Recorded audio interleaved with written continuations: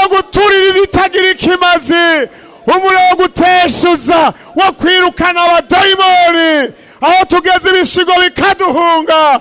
Atsa uwo muriro, umuriro wamwemuye, umuriro utongora, umuriro ufyefyetura.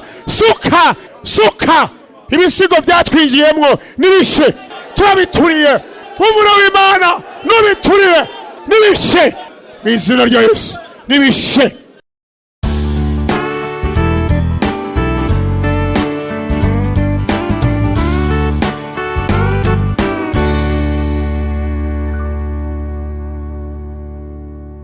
Dusome mu gitabo c'Abalewi igihimba ca 6, dusome uriya murongo wa 12. Havuga ngo nuko umuriro wo ku gicaniro uze wame waka ntuzime, umuherezi aze yame awucana, awurunde kw'inkwi uko bukeye, aheze azigereke kw'ivy'ikimazi co koswa, acosereze kw'ibinure vy'ibimazi vy'ishimwe. Umuriro uze wame waka ku gicaniro udahengeshanya ntuzuzime. Yesu nashimwe. Maze iminsi iri jambo Imana yari impaye, nari nararironse mu myaka irenganya, ariko ryaravyutse. Uyu muriro ngene Imana yari yarihanikirije uhereye muri kiriya gihe c'Abalewi, Imana ikihanikiriza cyane ngo ntuze wigere uzima. N'umuriro special. Ushishikaye gusoma muri kijya gitabo, Imana ibwira Mose amategeko yose akwiye Abalewi bazogenderako kugira ngo uwo muriro utibuke. Hariho ivyo bakwiye gukora bidasanzwe byasaba ko uwo muriro utibuka. Imana yabwiye Mose yuko azobanza akabwira ishengero ryose rikegeranira ku ihema, agaca ahitana Aroni n'abana biwe akabajyana indani mu ihema, akabuhagira neza. Murumva ko bitari byoroshe, aho umuntu w'umugabo ahitana abandi bagabo bagenzi ati ntegerezwa kubuhagira. Ahejeje kubuhagira ngo agaca bambika iyindi myambaro y'ubuherezi itandukanye niyo bahora bambara. Ngo ahejeje kubambika, ushishikaye gusoma ucubona ngo yategerezwa guca basuka ko amavuta special. Ibyo byose nibyo bategerezwa gukora. Ntivyagarukiraho ngo hariho n'ayandi maraso y'ibimazi ngo acashira ku gutwi kwa Aroni no ku matwi y'abana biwe no ku rutoki rw'urukumu no ku ino ry'urukumu. Ivyo vyose vyategerezwa kubanza gukorwa kugira ngo bize bitibure umuriro. Aroni ngo amaze kubikora rero ivyo, umunsi umwe ngo rero agenda rero kurondera wa muriro, ngo atanga ibimazi vy'ishengero arabishira ku gicaniro. Ishengero riregerana kubera yuhagiwe, kubera yambaye iyindi myambaro, kubera ko ariko amaraso, kubera kandi yasizwe y'amavuta.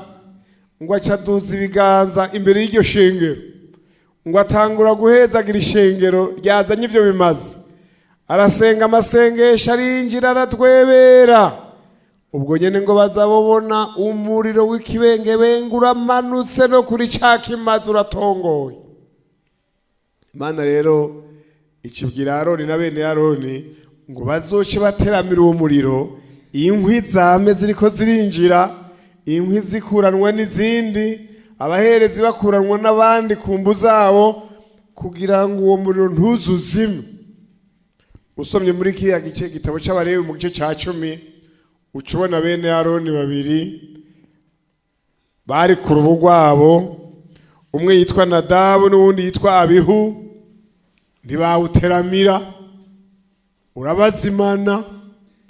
hanyuma rero ngo uzimye baca bariyumvira ati none aho abisirayeli bazanira ibimazi bagasanga umuriro wazimye tubigira dute?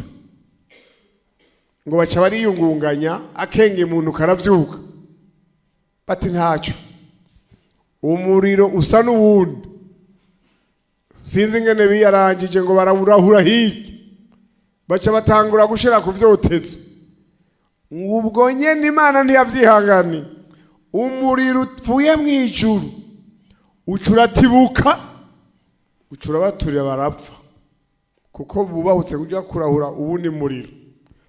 Ijambo rero dufise nirivuga ngo uyo muriro umaze kwaka ukwiye guteramirwa ntuze wigera uzima. Abo twari kumwe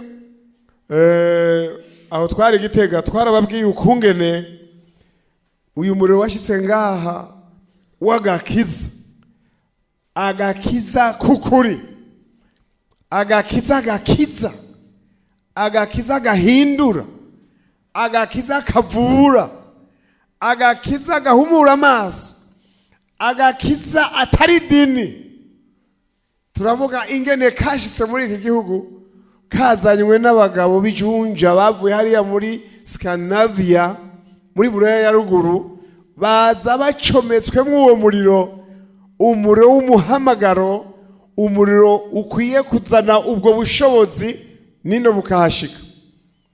Bamara amezi 6 mu mazi, bamara amezi 6 bariko baravogera muri Ocean, muri Mediterane hariya, bakaza baje kuza bazanye ubwo butumwa mu bantu badahuje imico, badahuje urukoba, mu Banyafrika. Wari umuriro ukomeye. Igihe rero mu mwaka wa 2010 twaja hariya mu gikorane, tugiye mu gikorane cy'abapantekote b'isi yose, turasuzuma dusanga iyo umuriro wahereye inkwi zaraheze, dusanga zagiye ziherengetera. Abafise ibanga ry'Imana bavanye umubabaro ukomeye, kuko twabonye kumbe mu bantu umuriro udasanzwe wari waratsemwo, abantu badateramye umuriro ashobora kubazimana nk'uko wazimanye bene Aroni. Niho rero mu mutima Imana yampira ijambo, nca numva mu mutima ngo uyu muriro urakwiye guteramirwa kugira ngo ntiwigere uzima. Noneho rero uyu muriro w'Abalewi wahavuye Imana iwuhinduramwo uwundi muriro udasanzwe, irungitse umuherezi mukuru aganza urugo rw'Imana yitwa Yesu Kristo. Imana nishimwe. Ubuherezi bwa Aroni buca busubirirwa n'umuherezi w'agahebuza. Bibiliya imuvuga ngo uwo mu buryo bwa Melikisedeki, umuherezi w'agahebuza yaserutse agashika aho hantu ahera hahera, atajanye ibimazi vy'amapfizi n'amashuri, mugabo ajanye amaraso yiwe bwego. Uwo muherezi yitwa nde? Yesu. Tugira rero turabe tuvugane gatoyi ingene yateguye buno buherezi bwiwe ko bukwiye kuzigama umuriro. Twebwe rero twaragize amahirwe kubona twahuriranye n'umuriro ukuri. Kandi iyo umuntu ataragenda, iyo umuntu ataravoyaja, ntamenye ivyo arimwo ivyo ari vyo.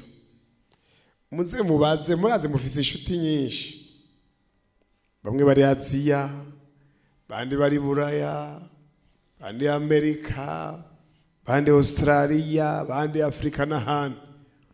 Muze mubaza abagendagenza, mubaze uti mbega hiyo muri ivyimwe mu bihagaze bite? Bazobabwira ko atakindi kiba kikije atari ubugaragwa bw'impwemu. N'amahirwe adasanzwe rero twebwe twagiriwe kubona twatanguriye kuri runo rufatiro rw'ubutumwa bwiza bwigisha umuntu kwihana, nk'uko Yesu ijambo rya mbere yatanguye kuvuga mu kanwa kiwe. Bibiliya ivuga ngo guhera ubwo Yesu atangura kwigisha avuga ngo iki? Mwihane kuko ubwami bwo mu ijuru buri hafi. Ministeri yiwe n'iryo jambo ryatanguye kuva mu kanwa kiwe. Yohana yamuje imbere gatoyi aza nk'utegura inzira yiwe, nawe nta rindi jambo yavuze yahereye ko atari iryo nyene, mwihane kuko ubwami bwo mu ijuru buri hafi. Kubw'iyo mpamvu rero Yesu nk'umuntu w'umunyabwenge adasanzwe ntiyaje kwigisha abantu kwihana gusa, ariko yaje kwigisha abantu kwihana, kandi yongera yigisha abantu kuzokwigisha abandi kwihana de generation en generation. Niyo mpamvu uyu muri uvugwa ngo ntuze wigera uzima. Mu buryo rero twagomba tuvugane, tugomba turabe ukungene Yesu yigisha abantu kuzigama uwo muriro. Umuntu araza kwiroturuva kategori arimwo, kuko tuza gusanga yavyigishije muri kategori nyinshi. Nagomba rero ndabasabe munyumvirize neza. Umuntu aze kuva ngaha yiroturuvye kategori yiwe yariyo. Duhere gusoma hariya muri Matayo, ngo umuntu aze kuva ngaha yatoye aho yokwishira. Matayo 5. Matayo 5 wabonye asome guhera ku murongo wa mbere n'uwa kabiri. Tugomba turabe rero imigwi itandukanye Yesu yabikije umuriro, yabikije ubushobozi, yabikije ijambo ridasanzwe ko rikwiye kuba bamwo nabo bakazorijana mu bandi. Ngaha rero umugwi wa mbere uragutse cyane yahereyeko ni umugwi witwa ishengero. Hari abantu bo mu ishengero nabo yarababwiye ubutumwa, kandi nabo nyene aragira icyo abahaye kugira ngo nabo kibabemo, bishobotse ntikibaheremwo, umugabo bakijane mu bandi.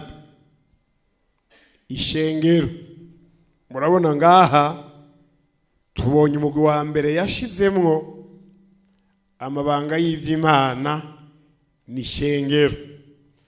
Mugabo rero abo ni urwego yahereyeko ruhambaye, ariko tugomba turabe kandi umugwi ugira kabiri inyuma y'ishengero. Dusome Byakozwe n'Intumwa 1:15. Wahabonye nawe nyene asome. Muri iyo minsi Petero ava hasi ahagarara hagati ya bene data. Hari hakoraniye ishengero ry'abantu nk'120. Aba rero ni umugwi w'abantu ba mbere 120 nibo tubonye ngaha mu bantu, mu mugwi w'abantu benshi Yesu yarondeyemwo abigishwa bashobora gukora ikimaze muri iri shengero rya mbere mu buryo bwo guserukira abandi. 120 bari abantu bari kumwe n'uyu barongowe n'uyu Petero, bariko barondera ingene bosubiza Matiya mu kibanza ca Yuda. Ubwa mbere byabonetse ari ishengero. Ishengero rirafise igikorwa cyaryo. Umuntu wo mu ishengero w'umuhizi yanyengeterewe neza arashobora kuzana uwundi kwa Yesu, arashobora kuzana abantu babiri kwa Yesu, mugabo akagomba kwigumira muri uyu mugwi w'ishengero. Ariko arashobora nugira ini grande demarcation akava mu gitigiri cyabo mu ishengero gusa, nkuko muri rya shengero rinini tubonyemwo abandi 120 yashyizwe ahandi hantu. Umuntu arashobora rero kuba yahora mu ishengero mugabo kubera gukura mu vy'Imana, kubera gukura kurondera Imana, kubera ini grande occupation, ini grande motivation mu vy'Imana, akava mu rugezo rwo kuba umunyeshengero gusa akaja ku rundi rugezo rwo kuba uwozezwa ibintu mu vy'Imana, uwozezwa abantu mu vy'Imana, uwozezwa amabanga mu vy'Imana, akaja muri iki gitigiri c'120. Aho rero ni intambuko aba yagize. Tugira dushishikare turondere uyundi mugwi muri Luka 10, wahabonye asome kuri ya murongo wa 17. Nuko bamwe 70 bagarukana umunezero bati mugenzi, abadayimoni nabo baratwumvira izina ryawe. Shishikara. Arababwira ati nabonye Satani avuye mu ijuru akoroka nk'umuravyo. Ehe mbahaye ububasha bwo gukandagira inzoka na sikorupiyo nubwo kunesha ubushobozi bwa wa mwansi bwose, kandi nta kintu kizogira ico kibagira na gatoya. 70 ubiravye neza barahawe responsabilité iruta ya babandi 120. Ukababwiye ati bamwe 70 ngo bagarutse, urumva yari yabatumye. Hariya usomye avuga ngo mu nyuma y'ivyo umwami Yesu atoranya abandi 70, atuma 2 ngo bagende imbere yiwe mu bisagara byose n'ahantu hose ahagira ace. Arababwira ati vyimburwa ni vyinshi ariko abimbuzi nibo bake, nuko nimwingengenye n'ivyimburwa arungika abimbuzi mu vyimburwa vyiwe. Yesu nashimwe. Avuga ngo kuri 3 nimugende raba mbatumye muri nk'abana b'intama mu mabingira hagati. Kuri iyi mpamvu yo kuzigama uyu muriro wa mpwemu yera, kuri iyi mpamvu yo kuzigama aya mabanga y'Imana yahishuriwe abana b'abantu, Yesu agenda arondera strategy zose z'imigwi y'abantu yozeza ibanga kugira ngo iribanga ry'uyu muriro ntirize rizime. Tubonye rero ngaha kuri 70 abarungika kwigisha, abarungika no gukora ibitangaza, abarungika gusenda abadayimoni, abarungika no gukiza indwara zose, abarungikana uyu mugambi n'iri jambo ati murabona ivyimburwa ni vyinshi, abimbuzi ni bake, nimugende mu nyimburira ivyimburwa. 70 naba bari umuntu agenda arisuzuma rero, mbega tukigeje ngaha ubona woboneka muri kategori yihe? Hariho ya kategori y'ishengero n'abantu bakijijwe bariko barishishikarira neza urugendo, bihanye ivyaha vyabo, mugabo motivation yo kurondera abandi biri ku rwego rwo hasi cyane cyane. Umwitwarariko n'ukwezwa. Mwamenye mubona ngaha ntitwigeze turonka n'umwanya wo gusosomera indirimbo zanyu ko twagumye dufasha abantu bihana. Benshi rero muri uku kwihana kwanyu ndatinya ko bigumiye kuri uru rwego gusa kuba abanyeshengero, kugwanira umutima kugira ngo baze batsinde urugamba. Ariko twabonye uyundi mugwi w'abantu 120 bashobora kwizigirwa kubw'impamvu yo gushishikara neza mu vy'Imana. Mwebwe murashobora kuba abantu bo gusigarana ijambo, niyo hogera ko hatoga usubirira abandi, murafise une certaine maturité, murashobora gukora ico gikorwa. Ubu turabonye uwundi mugwi wa 3. Umugwi wa 3 tubonyemwo abantu 70 bageze ku rwego rwo gushobora kuja gusenda abadayimoni no kuja kuvuga ubutumwa muri evangelisation. Ariko aba 70 basumye neza, mu kindi gihe ugashishikara kugira recherche, ikindi gihe barareburuye baramuta baragenda. Reka turondere uwundi mugwi ugira 4 hariya muri Matayo. Oya duhere muri Mariko 3. Mariko 3 hagire udusomera ku murongo wa 13. komba wigerezaho amazina yabo murayabona. Aha rero yavuye ku ishengero ryose aramanuka ashika ku 120, arasubira ajya kuri 70. Ubu naho tugeze kuri bangahe? 12. Aba 12 amazina yabo muyasomye arashobora kwandikwa, mugabo ajya 70 bari bagira ati twoyandika byo twara umwanya muremure, ntibayanditse. Aba rero 12 ngo atoranye izo ntumwa 12, maze ngo abatuma kwigisha no kugira ububasha bwo gusenda abadayimoni. Aba rero 12 baravye bagize impact ikomeye gusumba bamwe 70. Aha rero naho nyene umuntu arashobora kwiklasa nawe naho ntari muri wa mugwi, naho ntari muri aba 12, ntoboneka ndi muri 70, ntoboneka basi ndi muri aba 120. Katurondere ubundi mugwi. Matayo 26 kuri 37. Ajana Petero na bene Zebedayo bombi atangura kubabara no guhagarika umutima cyane. Gezaho. Ajana Petero na bene Zebedayo bombi atangura kubabara no guhagarika umutima cyane. Bene Zebedayo ninde nande? Yakobo nande na Yohana. Baravuye kuba 12, arondeyemwe abandi babarusha kuba ibishirira. Bangahe? 3. Kandi aba ubasuzumye neza bari bafise n'irindi zina bitwa abana b'iki, abana b'inkuba. Kandi aba basigaranye igikorwa mu buryo special.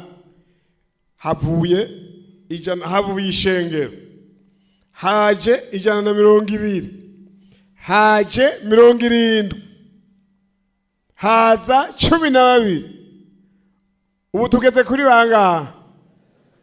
3. Ninde yo kuyumva muri abo 3? Umuntu wese arimenya ahari. Ibi byose yabigirira iki? Yabigira kugira ngo haze haboneka abagabo b'imena bo kuzigama uyu muriro wa mpwemu yera ngo ntuze wigera uzima. Murumva rero aha umuntu yari gushobora kwandika akabishira ngaha, ukaraba ngene kurube yagira manuka. Aha kandi turatera dutoremwe umuntu umwe wabaye number 1. Dusome hariya icete cya mbere cy'Abikorino, igice cya 15 umurongo wa 7. Maze yiyereka Yakobo, yiyereka intumwa zose, maze hanyuma ya bose nanje aranyiyereka ndi nk'umwana w'icenda. Mbere jewe ndi nyuma y'izindi ntumwa zose, sinkwiye no kwitwa intumwa, kuko nahama ishengero ry'Imana. Ariko ubuntu bw'Imana nibwo bwatumye mba uko ndi, kandi ubuntu bwayo nagiriwe ntibwabaye ubw'ubusa, ariko natamye kurusha bose. Nagize gute? Natamye kurusha bose. Kurusha na bangahe? Na bamwe bangahe? Na bamwe 3. Shishikaro heze. Usheze kiyaga paragrafu gaheze. Ariko natamye kurusha bose, ariko si jewe, yamara n'ubuntu bw'Imana bwari kumwe nanje. Nuko ari jewe arabo, ivyo nivyo tubabarira, namwe nivyo mwizeye. Amen. Turabonye rero Gaheta yavuze ati nabaye nk'umwana w'icenda mu gutorwa, ariko ngaha yavuzemo akantu gakomeye kuri 10 avuga ngo ariko ubuntu bw'Imana nibwo bwatumye ngira gute mba uko ndi. Arumva ko ari ukwari, aranadeklara aravuga ati natamye kurusha abandi bose. N'iri jambo nagombye kubereka uru rukwirikirane gukungene Yesu yakoze muri leadership yiwe, arondera ingene uyu muriro utozima. Icyatumye Paulo aba inimero ya mbere mu buzima bwiwe, tumubona ko nta kindi kintu cyaronse ikibanza mu bugingo bwiwe atari umutwaro n'umwitwarariko w'igikorwa cy'Imana. Ugombye kubisoma, ntitugwirirwa turasoma. Urasoma icete cya kabiri cy'Abikorinto 11, uhere hariya munsi ya 20, hariya munsi ya 21 havuga ngo amagorwa n'ivyago Paulo yaciyemo. Niho ubona neza ugutama yatamye kugira ngo uyu muriro w'Imana uzigame ntuzuzime. Kandi niwe yavuze ijambo ngo abwira Timoteyo ati, Timoteyo, reka tuhasome icete cya kabiri cya Timoteyo 2. Icete cya kabiri cya Timoteyo 2 ku murongo wa mbere. Weho mwana wanje, ugirire ubushobozi mu buntu buri muri Kristo Yesu, kandi ibyo wanyumvanye mu maso y'ibyabona byinshi ubishikiriza abantu bo kwizigirwa, bazoshobora kubyigisha n'abandi. Yesu nashimwe. Ubu rero ikintu iri jambo ndiko ndavuga, nagomba mumfashe mwebwe nyene, mumfashe turodere muri mwebwe abantu babizigirwa, kuko iri tegeko Paulo yahaye Timoteyo nuno munsi riracyakora. Ngomba rero mumfashe turonke uyu mugwi, duhere ku mugwi w'umuntu umwe, niho twohera. Haboneka umuntu agira ati, cyewe ngomba mbe umugwi, mbe muri uyu mugwi wa mbere. Iminsi isigaje kubaho mbe determine nk'uko Paulo yari determine. Cyangwa haboneka uyundi mugwi uvuga uti, basi nirimbuye uko ndi byongora sinomera nka Paulo, mugabo nawe ndo n'imiburiburi noba nka Petero, noba nka Yakobo, noba nka Yohana. Mumfashe turonke uwo mugwi wa batatu bahejeje kuboneka. Mumfashe turonke umugwi waba 12. Usomye neza ziriya ntumwa by'ukuri hari abubonamwo influence. Ajya amazina ntagombye ko twirwa turasoma, murayasoma, mugabo niwasuzuma neza urarondera ibyo bakozwe ko ntabyo ubona, mugabo biriho, birashobora kuba biriho. Usomye muri histoire de l'église urashobora kubona umuntu wese ingene yagenze, kandi nta numwe tubona yoba yarapfuye rubi atari Yuda. Bajya bose barafise icyo umwe wese yakoze. Uwo mugwi rero wabo 12 niho nagomba tugeze kubarondereramwo abahizi, kuko muri barya 70 usomye uza gusanga harimwo benshi bareburuye. Usomye nkajya mu butumwa bwiza bwa Yohana usanga ngo abigishwa batangura kurebura bamuvako. Ikindi gihe nabaza Petero, abaza n'izindi ntumwa ati, mbega namwe muragomba kunta ngo mwigire? Petero ati, naho tuja mugenzi, twaramenye neza ko ari ufise amajambo y'ubugingo. Nagomba rero tugarukiriza aho ku 12 kugira ngo kuko kuba umunyeshengero gusa ntugiriye intambuko yo kugira ikindi kintu uvuyemo. uba uri kurwana icyo bita un combat offensif, urwana uri marche sur place. Abo rero ni wa mugwi wa babandi ibyo wihanye mu iyinga riheze n'ubu urashobora kuza kuvyihana. Ibyo wihanye mu kwezi guheze n'ubu biracyakuganza. Ibyo wihanye mu mwaka uheze n'ubu muracyari kumwe. Biva kuki? Umwasa gutera nawe utari umugwanyi, agutera uri kukina urwo rukino rwitwa defensif. Ibyo kuba offensif vyarakunaniye, kandi agusanga uri inokipe.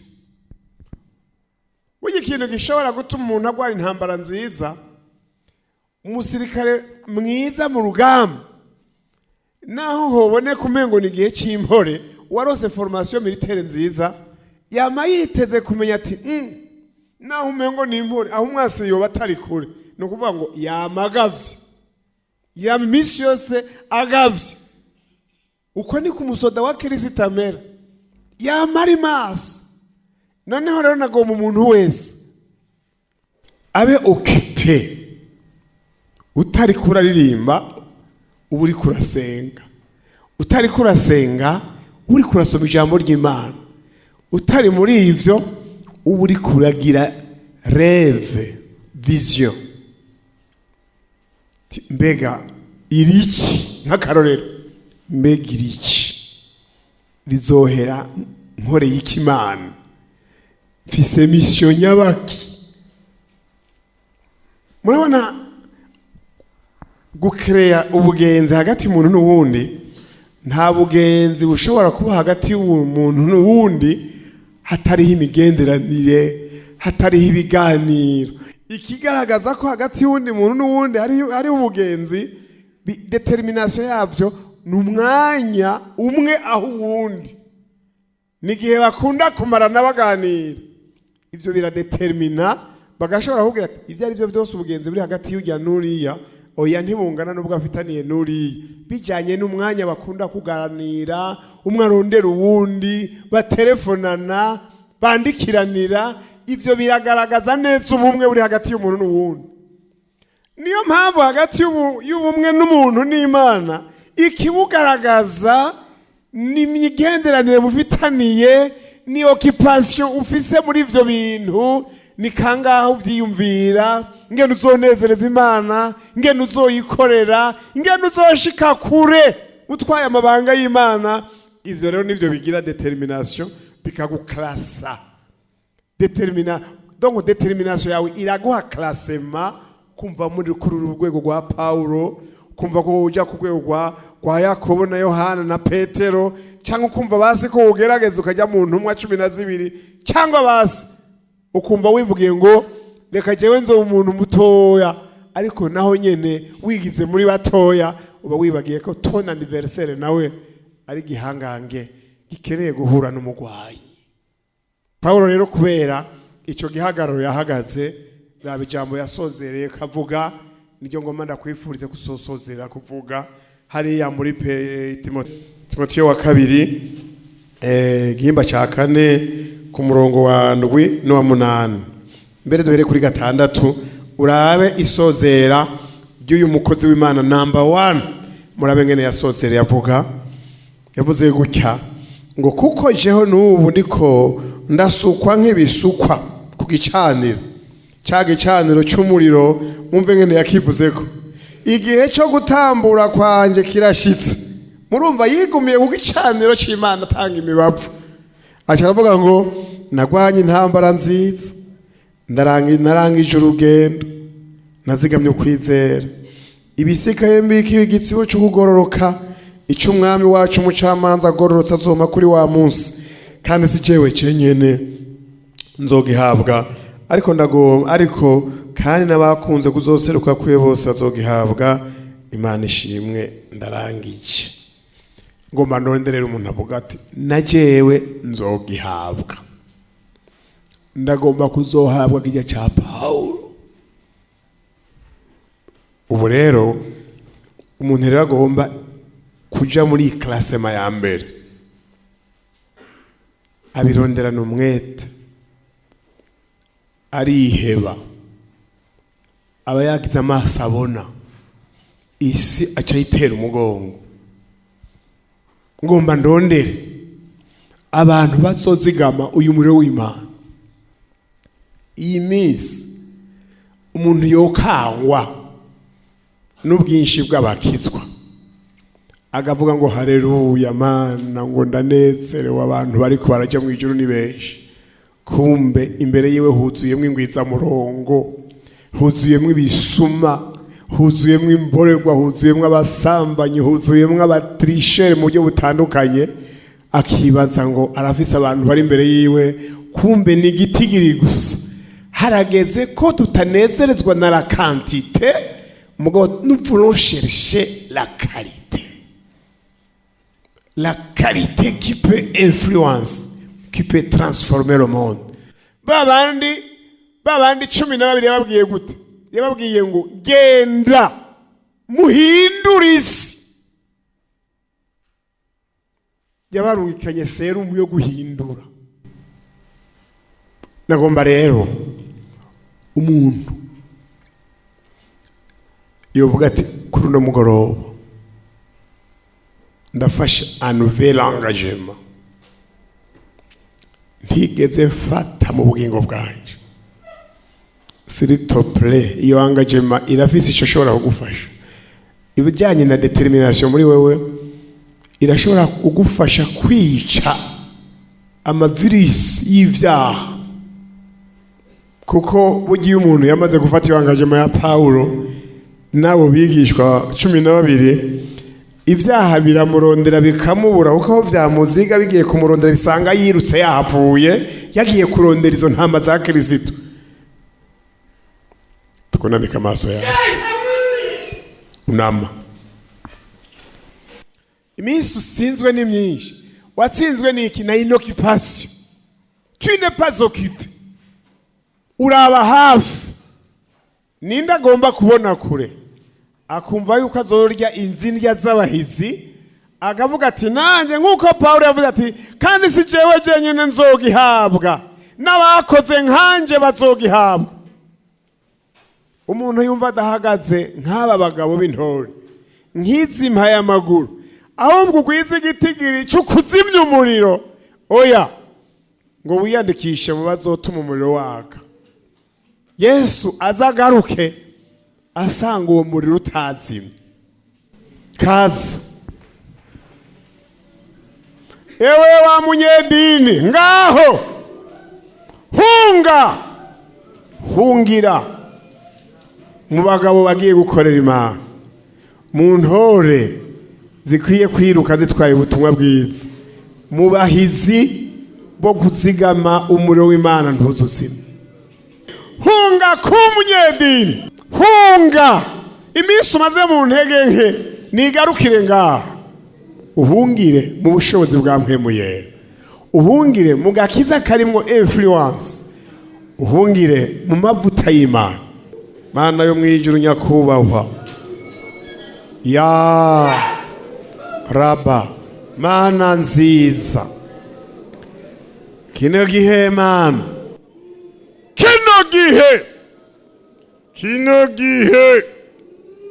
kino gihe turagomba kuba abo gucana umucanwa, abo kuzigama umucanwa w'Imana.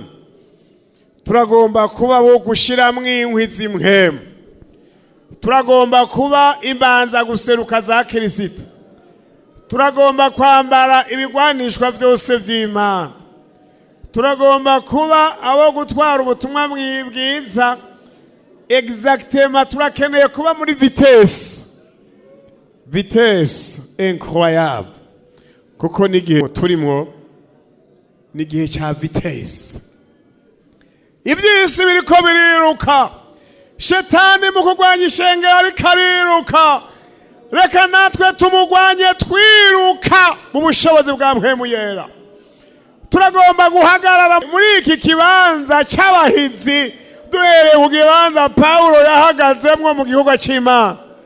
Yarirutse birashimwa, yaragwanye birashimwa, yarasozereye avuga ngo nagwanye intambara nziza, nahagaze neza, nazigamye kwizera, ndarangije urugendo, ndarangije ibikorwa, sinacobogoye, sinasubiye inyuma, sinihakanye umwami wanje, sinibagiye aho yankuye, yari yantoye n'umwana w'icenda, nanjye ngomba ndamunezereze, aho yagejeje kungirira ubuntu, nanjye abariyongeza kumukorera. Acarahagarara, arakora birashimwa, ariruka yiruka neza, ntiyabonetse ku mugayo, ntiyabonetse ku mugayo. Mana, hariho abahungu bahagurutse, hariho abigeme bahagurutse, baje bariruka bavuga ati kasi ngomba kuba mu gihitigiri c'abarya bangahe, ngomba guhagarara mu gihagararo Paulo yahagazemo. Batoranye, bashireko ikimenyetso kugira ngo baze bazigamuye umuriro. Paulo abwira Timoteyo ati urondera abantu babizigirwa, izo ntore zishire mu bizigirwa, baze bateramire uwo muriro, baze bawubere maso ntuzuzime. Mwami, abahagaze muri ya kategori ya batatu naho nyene barimo ngaho, bagomba kumera nka Petero, bagomba kumera nka Yohana, bagomba kumera nka Yakobo, bagomba kwitwa abana b'inkuba, batazotorera ivy'intege nke, bazatotorera ivyagoyigoyi. Barimwo ngabariyo, barimwo ngabarya, barimwo ngaha, barimwo hano imbere, barimwo. Bagomba bati tuzogukorera kugira ngo uzutwiyereke kumwe wabiyerekera ku musozi muri bwa bwiza bwo gukayangana. Naho batoranye baze baziga mu muriro, nibagera mu myaka 40 iri imbere baze bavuga bati wa munsi narafukamye, fukama ngo Imana ingire nka Paulo, uwundi ati fukama ngo Imana ingire nka Petero, uwundi ati nafukamye ngomba kuba nka Yohana, uwundi ati nafukamye ngomba kuba nka Yakobo. Haze habeho igihe cyo gushinga intahe kw'igihagararo cyawe cyabaye nk'icyawe. Mwami, nabogomba teka jewe naho ntura muri abo batatu bane ndahagaze muri iki gitigiri c'intumwa. Mwami, naho twashatse intumwa mugabo zitameze nka Yuda, intumwa zagwanye zigasozera neza, zagize influence, zahinduye amahanga. Hariho abajanye ubutumwa muri Buraya, hariho ababujanye muri Aziya, hari ababuzanye muri Afrika. Mana, turasavye utugire uko, utugire ibishirira, utugire imanza guseruka, duteramire uyu muriro agakiza kikungumuye ivyaha, agakiza kikungumuye amacakubiri, agakiza kikungumuye ubushakanyi, agakiza kikungumuye ubusambanyi, agakiza kikungumuye ivy'intege nke, vyose vyagoyigoyi. Duhagarare muri ico gihagararo, twuzuze mpwemu yera, duha amabanga ya mpwemu yera, duha indirimbo za mpwemu yera, duhe guhishurirwa muri mpwemu yera, duhe kubonaho igihe kigeze, duhe kumva ko inzambere mu kuvuga. Urakoze Yesu, bano bene data bampera umugisha, bampera umuhezagiro, bampera umunezero, tukaba tubasabiye gutyo mu izina rya Yesu Kristo umwami wacu, amen. Muhagararaho muri indirimbo nsha ziriho. Ego hari abari barahawe ingabire y'indirimbo, baragira composition mu myaka iheze. Murazoraba Okovu, murabe ariho Okovu yerekana 1500 1700 abantu bimena bahawe indirimbo n'uno munsi zirimo amavuta. Mbega wa generation, urabona kuri kurahabwa indirimbo zizokubaka mu generation ari inyuma. Itiro turagomba amasantima ahere, tube ibishirira vy'Imana.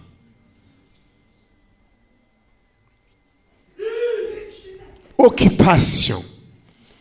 Quelle est ton occupation dans ces derniers jours? Uraruriyumvira iki? Ufise uruhagararo rukiharya uryamye, beshaho kwiyumvira ingabire y'Imana, mwiyumvira ubusambanyi, copinage, nzorongora ryari, nzorongorwa ryari. Ivyo abakunze bakubaha Imana irabibaha nk'ingabire, ikabibaha hageze mu mutekano ataruhagarara, kaza wumvira kugendeye ikakugabira. Abandi urunganwe saho ruri, c'est une course à la compétition charnelle, ariko suko Imana yakugomba.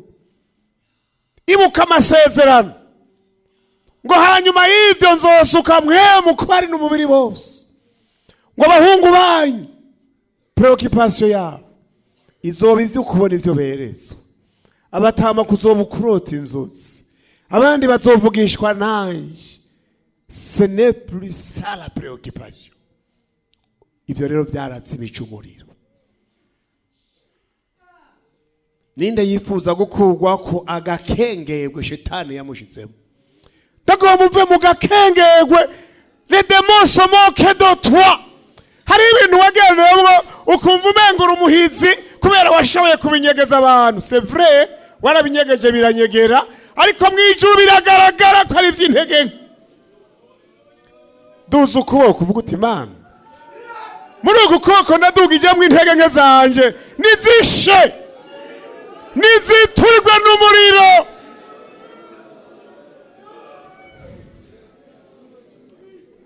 Que cette soirée soit pour toi une soirée spéciale. Une soirée spéciale. Atura uti une soirée spéciale. Une soirée spéciale. Uvuga uti umugoroba udasanzwe kuri jewe. Vuga uti umugoroba udasanzwe kuri jewe. Umugoroba wo kwica vya bindi bikavuka. Duza ndagusengere. Wino umugoroba wo kwica ivy'intege nke. Amabanga ya shetani yamene yasamburiraho nyene kugira ngo amabanga y'Imana kwinjire mu Mana yo mwijuru nyakubahwa. Remise et reprise est déclarée. Nous déclarons la remise et la reprise. Shetani turamusubije ivyiwiwe. Toka mambo ya shetani. Toka. Mambo ya shetani toka. Mambo ya shetani toka. Ndagusezereye mu izina rya Yesu. Sohoka. Ivyagoyigoyi sohoka. Ivy'intege nke sohoka. Turagomba twimike ivy'inkomezi. Turagomba dushire ku ngoma ivy'igiciro. Turagomba dushire ku ngoma ivy'iteka. Amabanga yari aranyegejwe yose ya shetani aranyeguruwe, arasohowe mu izina rya Yesu, aranakubiswe, arasambuwe, arahonyanzwe, agizwe teke atawe muri puberi mu izina rya Yesu. Mu izina rya Yesu.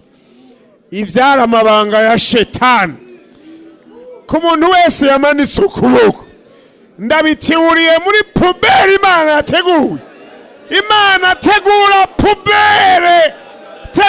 pubere mu izina rya Yesu. Tugira dutemwo, hari ibintu tugira dute, hari ibintu bitakaye, hari ibintu bisutswe muri pubere y'Imana. Turatayeyo mu maraso ya Yesu ibikwiye gukorokerayo vyose. Akira turatibuye, akira ivyagoyigoyi, ivy'ibicabica, ivy'ibinyantegeke, turatiburiye muri pubere y'Imana. Man, turatibuje amabanga ya mpwemu uruka mu mitima y'aba bantu. Umuriro w'Imana, umuriro wa mpwemu yera. Abantu bamwe bari muri yanzu yo hejuru, babana 120 baragabiwe mpwemu yera. Umuriro w'Imana ubacako. Ndasavye umuriro,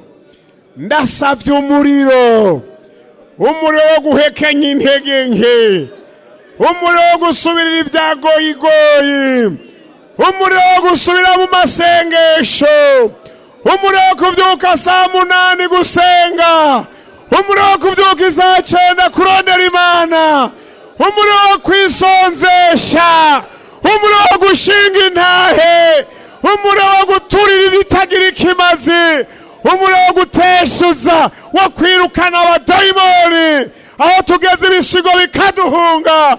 Atsa uwo muriro, atsa uwo muriro, cana cana cana cana cana cana cana cana, mwizina rya Yesu, mwizina rya Yesu, mwizina rya Yesu, mwizina rya Yesu, mwizina rya Yesu, mwizina rya Yesu, mwizina rya Yesu. Umuriro, umuriro, umuriro, umuriro wamwemuye, umuriro, umuriro, umuriro wo kuzigama igikorwa cy'Imana, wo kuzigama ubutumwa bwiza, wo kuzigama ukwera, wo kuzigama ukugororoka. Umuriro, umuriro, umuriro, umuriro. Aha, aha imbere, aha, aha, umuriro, aha, aha, aha, suka, aha, aha, hajya hagati, suka, hajya hagati, hariya, hariya, hajya, hariya, hari inyuma, suka, mwizina rya Yesu, suka, ba Paulo baboneke, suka ba Petero baboneke, suka ba Yohana baboneke,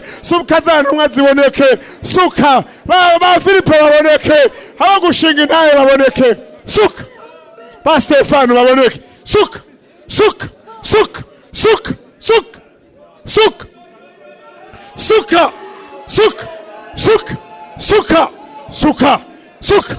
Que cette génération soit une génération privilégiée. Suka, suka, suka, hariya suka, hariya suka, hariya suka, hariya suka. Umuriro urigate, umuriro utongora, umuriro ufyefyetura. Suka, ibyo bikwiye gufyefyeturwa nubiturire. Suka, ibisigo byatwinjiyemwo nibishe, nibibweje, nibishe, nibishe, ibisigo. Suka, ibisigo by'ubusambanyi, ibisigo by'ubusambanyi, ibisigo by'ubusuma, turabituriye, turabituriye, turabituriye. Ibisigo, ibisigo, turabituriye. Umuriro w'Imana nubituriye.